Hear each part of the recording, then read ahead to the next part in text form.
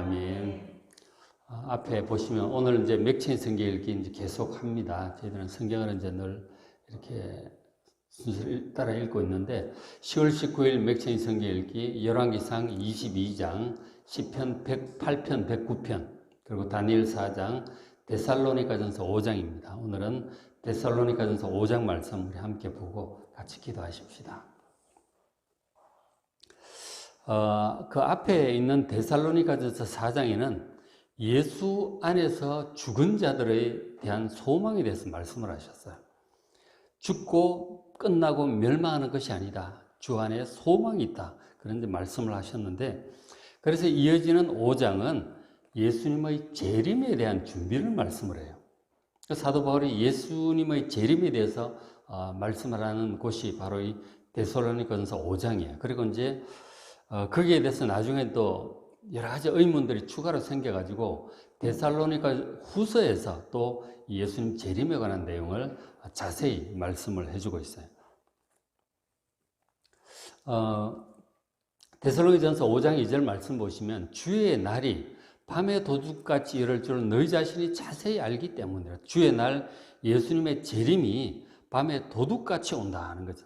도둑이 언제 올지 아무도 모르죠. 도둑은 모르게 이렇게 들어오는 거니까. 그래야 훔쳐가잖아요. 그것처럼 예수님이 오시는 때는 정확히 알 수가 없기 때문에 그래서 그 자신을 밤에 도둑같이 온다 하는 거예요. 너희 자신이 자세히 알고 있다. 3절 그들이 평안하다 안전하다 할 그때에 임신한 여자에게 해산의 고통이 이런 것 같이 멸망이 갑자기 올 것이다. 그렇게 말씀을 해요. 그러니까 일반적으로 이제 재림 얘기를 하게 되면 문제가 이제 첫 번째 문제가 뭐냐면 두려움이에요. 예수님 재림한다고 하면 사람들은 두려운 마음을 상당히 많이 가지는 것 같아요. 그러니까 예수님이 재림 같으면은 요한계시록에 나오는 뭐 7 인의 환란, 7 나팔, 7 대집의 환란, 사람 3분의 1이 죽고 막 이런 이제 얘기들을 보면서 상당히 두려운 마음을 갖게 되죠. 그리고 이제 예수님의 재림에 대해서 두려운 마음을 갖게 되는 이유 중에 하나가 그 재림의 때를 정확히 잘 모른다는 거예요. 지금도 도둑같이 온다고 말씀하시는데 모르니까 그게 또 두렵다 하는 거죠. 뭐 대환란 얘기도 하고 막 그러잖아요. 그날이 도둑같이 이르기 때문에 두려운 마음을 가지게 되는 것이죠.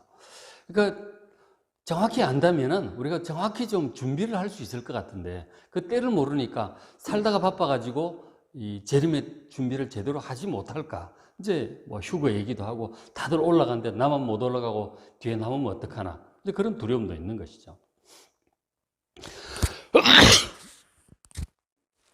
죄송합니다. 근데 이제 그 두려움에 대해서 이제 사도 바울이 이제 얘기를 하는데,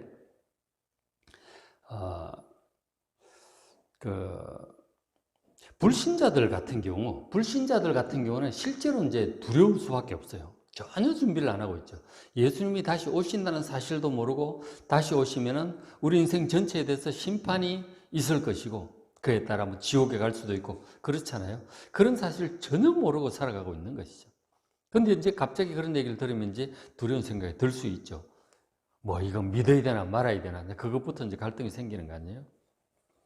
불신자들이 이제 보면 3절에 평안하다 안전하다 할 그때에 세상 일도 잘 돌아가고 있고 그 평안하고 안전하고 그런 전혀 재림을 생각하지 하고 있다가 예수님이 오시고 그리고 심판이 벌어지고 지옥에 가고 이런 일이 생기게 되면 그 멸망을 피할 수 없는 것이죠. 상당히 이제 그런 자들은 정말 두려운 거예요. 두려운 일인데 성도들은 어떠한가에 대해서 사도 바울이 얘기를 해주고 있어요. 5장 4절에 형제들아, 그리스도인 형제들에게 하시는 말씀이죠. 너희는 어둠에 있지 않다. 불신자들처럼 어둠에 있지 않다. 그래서 그날이 도둑같이 너에게 이르지 못할 것이다. 너희는 다 빛의 아들이고 낮의 아들이고 그래서 밤이나 어둠에 속하지 않기 때문에 두려워할 것 없다. 이제 그렇게 위로 건면해주고 있는 것이죠.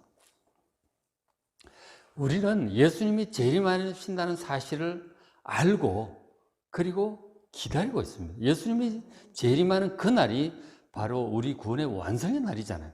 더 이상 죄와 고통도 없고 사탄의 유혹이나 죽음이나 이별이나 아픈 것이나 그러한 것이 없는 영원한 그 구원의 완성의 날이기 때문에 오히려 이 예수 재림의 날은 정말 우리가 기다리는 날이고 기대하는 그런 날인 것입니다. 그 두려움으로 그렇게 있을 이유가 없는 것이죠. 우리가 하나님 말씀을 그대로 믿을지인데 그 날은 더 이상 악과 고통이 없고 우리의 영원한 구원이 완성되는 날이기 때문에 그 날이 속히 오기를 여러분 기다리는 심정으로 기도하시길 바랍니다. 그러니까 두려워할 일이 없는 거죠. 그죠? 그 말씀이에요. 우리는 어둠에 있지 않기 때문에 도둑같이 임하지 못한다. 그렇게 말씀합니다. 근데 저 말씀을 어떤 분들은 이제 좀 지나치게 해석을 해서 도둑같이 임하지 못한다. 저 말은 우리가 예수님께서 재림하는 날을 알 수 있다. 그렇게까지 이제 해석을 합니다. 그런 것은 아니잖아요. 예수님이 다시 오실 그 날은 예수님도 모른다 그러셨어요. 그 날과 그 시는 아무도 알지 못한다. 그런즉 너희는 깨어 있으라고 말씀을 하셨거든요. 그래서 이 말씀 가지고 우리는 그 날을 알 수 있다. 몇 년, 몇 월, 며칠 날 오신다. 옛날 이제 다미 선교회 올 때 1992년에도 그런 논리로 이 임박한 재림론자들 얘기를 해서 이 구절을 가지고 날짜를 알 수 있다. 자꾸 그렇게 주장을 합니다. 그러나 여러분 저 애매한 말을 그렇게 해석하는 말 듣지 마시고 예수님 말씀 그 날과 그 시는 아무도 모른다. 나도 모른다. 천사들도 모른다. 분명히 얘기를 하셨어요. 그래서 그런 얘기들에 현혹되지 마시길 바랍니다. 예수님 말씀은 항상 깨어 있으라는 것이죠.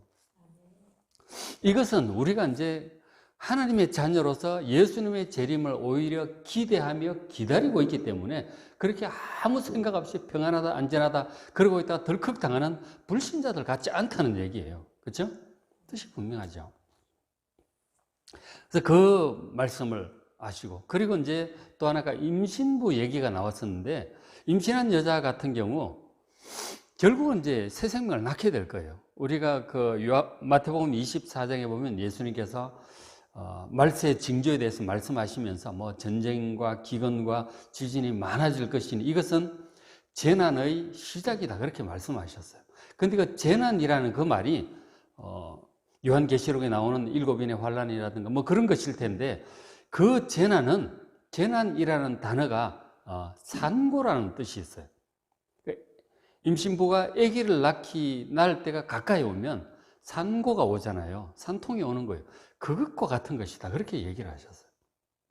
그래서 이제 배가 이렇게 불러오고 이제 지식이 있잖아요. 10달 되면 낳는다. 이제 그런 지식이 있고 배가 많이 불러오면 다 돼 가는구나. 이제 알죠. 그렇게 하는데 마지막 이제 산통이 오면 진짜 다 돼 가는 거죠. 병원에 이제 가잖아요. 우리는 기다리고 있는 거죠. 마음의 준비를 하고 이제 잘 보고 기다리고 있는 거예요. 왜냐하면 상황이 전체적으로 이제 아기 낳는 때가 가까워 오고 있다는 사실을 이제 알게 되는 것이죠. 그것과 같아 하는 거예요. 예수님이 재림의 때 가까이 올 때, 이 새 생명, 새로운 세상을 잉태할 그때가 가까이 오면 이 산통이 있는 거예요. 그것이 이제 요한계시록에 나오는 그 마지막 환란들이에요. 그것들을 보면서 우리가 느끼는 거죠. 아, 다 돼가는구나. 주님 오실 때가 진짜 다 됐나 보다. 그런 생각을 하게 되는 것이죠. 그래서 요한계시록도 보게 되고 적그리스도의 출현이라든가 그런 것들도 이제 신경을 쓰게 되는 거죠. 그러면서 정말 더 깨어 있어야 되겠구나. 그런 생각을 하게 되는 거죠. 그것이 이제 깨어 있는 성도들의 마음인 거예요. 그러니까 이 전체적인 돌아가는 상황을 보고 있고 정확한 그날과 그것은 알 수 없지만 다 돼가는구나. 그런 생각을 하는 거죠. 그런 생각을 하면서 이제 기다리고 있기 때문에 저렇게 갑자기 이렇게 덜컥 당하지 않는다. 그런 뜻이에요. 우리는 빛의 자녀들이기 때문에 그렇게 맹 놓고 평안하다, 안전하다 그러다가 당하는 일이 없다. 그 말씀을 지금 하고 있는 것이죠. 그래서 1차적으로 우리는 두려워할 필요가 없습니다. 그렇죠? 깨어있고. 그리고 이제 잠들어 있는 사람 중에 특징 중에 하나가 예수님의 재림을 기다리지 않아요. 예수님 좀 더 있다 오세요. 아직 멀었습니다. 그렇게 얘기를 하는 거예요. 왜냐하면 세상의 잠에 빠져 있으니까. 세상 낙에 취해 있으니까 주님 좀 더 있다 오세요. 그렇게 되는 거예요. 이것은 지금 좀 분명히 마음이 좀 잘못되어 있는 거죠. 주님 어서 오시옵소서. 이것이 바른 성도의 마음이에요. 예수님의 재림을 소망하죠. 그래야 우리의 모든 고난과 죽음과 아픔과 이 고생이 다 끝이 난단 말이에요. 더 이상 사탄의 유혹과 그런 것이 없는 거예요. 그러니까 얼마나 좋은 날이에요. 그날이 속히 오도록 기대하며 기도하는 여러분 되시길 바랍니다. 그런 마음을 가진 사람은 깨어있는 사람이고 결코 이렇게 갑자기 평안하다 안전하다 그럴 때 당하는 불신자들처럼 그렇게 당하지 않을 것입니다. 그렇죠? 항상 깨어 있으시길 바랍니다. 두려워할 필요가 없어요. 그죠? 두려워할 필요가 없습니다. 그 다음 이제 재림과 관련해서 두 번째 문제 중에 하나가 태만이에요, 태만. 예수님 지난 2000년간 오시지도 않았는데 무슨 그때는 아무도 알 수 없어. 그냥 하루하루 사는 거야. 그리고 아예 잊어버리고 있는 거죠. 재림을 기다리지도 않아. 기대하지도 않아. 그리고는 그렇게 되면 어떻게 되겠어요? 세상 잠에 점점 빠져들어가는 것이죠. 세상 좀 재밌는 거 없나? 그러고 사느라고 바쁘고 염려에 마음이 무디어지고 세상 나게 바쁘고 이렇게 예수님의 재림을 기다리지 않는 태만. 이것도 이제 아주 잘못된 그야말로 잠들어 있는 사람의 마음이라고 할 수 있을 것입니다. 그래서는 안 되는 거죠. 그래서 이제 사도 바울 권면하기를 5장 6절에 그러므로 우리는 다른 이들과 같이 자지 말고 그건 잠들어 있는 거예요. 그래서는 안 되는 거죠. 그렇게 하지 마. 오직 깨어서 정신을 차리고 있어야 된다. 주님께서 언제 오시든지 아멘 주여 어서 오시옵소서 마라나타 하고 주님을 환영하고 기다리고 있는 사람이 그렇게 할 수 있는 거죠. 열처녀 비유 알잖아요. 기다리고 있는 사람은 주님 오실 때 다 같이 이렇게 들어가는 거예요. 한밤중에도 등불을 밝히고 깨어있는 그런 마음으로 깨어있으라는 것이죠. 날짜를 알 수 있다. 그런 게 아닌 거예요. 그죠? 깨어있으라는 게 이게 재림에 관한 기본 태도예요. 깨어있으라. 온 신약 성경의 말씀, 예수님 말씀에 재림에 대한 성도의 태도는 깨어있으라죠. 언제가 될 것이니 흰옷을 입고 산꼭대기 가서 기다리고 이렇게 마지막 환란을 위해서 뭐를 준비를 하고 그런 게 아니에요. 그죠? 깨어있으라는 거죠. 그래서 이제 자지 말고 깨어있도록 정말 신경을 써야 돼요. 두려워하지도 말고요. 태만하지도 마셔야 됩니다. 너무 조급한 사람은 두려움에 잡히고 너무 예수님의 재림을 멀찌감치 미뤄둔 사람은 태만에 빠지게 되는 거예요. 그렇게 하지 않도록 예수님께서 많이 주의를 주셨어요. 자, 그래서 7절에 자는 자들은 밤에 자고 취하는 자들은 밤에 취합니다. 그렇게 하는데 우리는 낮에 속하였으니 정신을 차리고 믿음과 사랑의 호심병을 붙이고 구원의 소망의 투구를 쓰자 그렇게 얘기를 하고 있습니다. 그러니까 구원과 사랑의 호심경이라고 하는 것은 가슴을 보호하는 이제 전신갑주의 이제 장비죠. 이 가슴, 이 마음을 정말 보호를 잘 하셔야 돼요. 생명의 근원이 우리 마음에 있기 때문에 이 마음을 잘 지키셔야 돼요. 불신앙과 의심과 두려움, 염려 이런 데 이 마음이 사로잡히지 않도록 여러분 마음을 잘 지키시길 바랍니다. 그 마음을 지키는 것이 호심경인데 무엇이 우리의 마음을 지키는가? 믿음과 사랑이에요. 하나님께 대한 절대적인 믿음. 그것을 놓치면 염려, 두려움, 근심에 빠집니다. 그 믿음을 지키는 자가 마음의 안식을 누리고 평안을 유지할 수 있어요. 그리고 사랑, 하나님을 전심으로 사랑하고 이웃을 사랑하는 그 마음을 잘 지키고 있으면 이 마음이 굉장히 밝고 건강해요. 이것. 그 다음 이제 구원의 소망의 투구. 이 투구는 머리를 보호하는 건데 생각을 보호하는 거예요. 생각이 아주 건전하게 이렇게 돌아가야 되는데 아주 이 잘못된 미혹되면 생각이 이상하게 돌아가요. 그래서 구원의 소망, 내가 예수님의 피로 구원받았다고 하는 그 확신과 예수님의 다시 오실 때 내 구원이 완성될 그날을 기다리는 그 마음, 그것이 우리 생각을 보호해요. 건전하게 보호합니다. 인본주의적으로 흐르지도 않고 이단에 속지도 않을 것입니다. 그렇죠? 저것이 이제 에베소서 6장에 나오던 전신갑주를 우리가 기억하게 하죠. 그런 것들을 우리가 잘 해야 마귀의 관계에 속지 않을 줄로 믿습니다. 그렇게 되는 거죠. 그렇게 해야 되고. 그래서 이제 이 깨어서 깨어있는 신앙에 대해서 얘기를 하고 있는 거예요. 예수님 재림을 생각하면서 깨어있는 신앙, 먼저 이제 믿음과 사랑의 호심경, 구원과 소망의 투구, 이제 권면을 했고요. 그 다음에 이제, 14절부터 이제 16절까지 보면은 굉장히 중요한 말씀들을 하고 있는데, 14절부터, 그러니까 깨어있는 성도의 어떤 자세죠. 우리가 어떤 마음으로 깨어있으라는 게 뭐냐, 이게. 뭐 재산 다 팔고 학교도 그만두고 산꼭대기에 올라가 있으라고 하는 게 아니에요. 그죠? 그런 게 아니에요. 근데 임박한 종말론에 빠지게 되면 직장도 의미가 없고, 뭐 예수님 금방 오실 텐데 뭐가 필요해요? 뭐 학교도 의미가 없고 다 필요 없는 거예요. 가족도 필요 없고 그냥 산꼭대기에 올라가는 거야. 기도하다가 예수님 맞아야 된다고. 임박한 종말론은 폐해간자 그런 것이죠. 그런 것이 아니고 우리가 깨어있는 사람이 해야 될 것은 아까 뭐 호심경, 투구도 얘기했는데 또 14절은 사랑이에요, 사랑. 주변에 있는 사람들 사랑하셔야 돼요. 이기적으로, 육신적으로 살지 마시고, 주변에 있는 사람들, 가까운 사람들 사랑해야 돼요. 사랑하는 구체적인 방법을 저 5장 14절에서 아주 잘 얘기를 해주고 있어요. 잘 보세요. 게으른 자들을 권계하는 것입니다.